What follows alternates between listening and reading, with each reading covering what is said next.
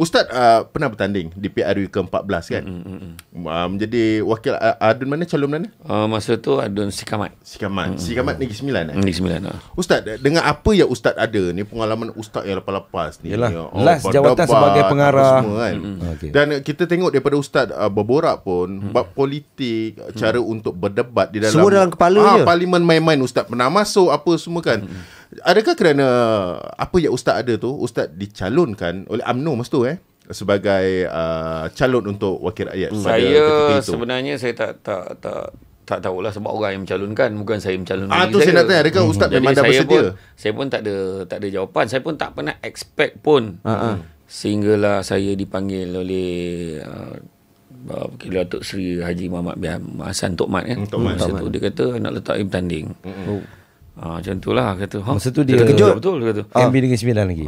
Masa dia MB Negeri Sembilan lah. Saya kata biar betul kan. Saya kata tu, tapi saya cakap dia siap cakap dia nak saya bertanding di Sikamat lah. Saya kata ikutlah tu kan, tapi cuma saya nak beritahu lah, saya mengundi RM2, saya kata. Mengundi tu dekat tempat mak saya. Mak saya duduk, pencampuran saya dekat sana. Itu je lah. Jadi itulah, saya pun tak cakap. Saya kata tengoklah kalau mak saya setujulah saya kata tu. Saya kalau mak saya kata okey. Jadi mak kata okey. Mak saya mula tu mak saya berat jugalah. Mak saya kata tak payah. Tapi akhirnya mak saya kata, kalau kau, mak saya ayat, saya ingat masa lepas tu Tok Mat sampai datang rumah, masa tu ada kenduri kahwin adik saya. Tok Mat sampai datang okey. Kecoh. Dia masa tu Tok Mat memang datang kenduri kita. Memang dia datang, bukan sebab saya ke apa. Dia datang, dia cakap dengan mak saya, "Makcik." Dia tunjuk saya, "Makcik." Okey.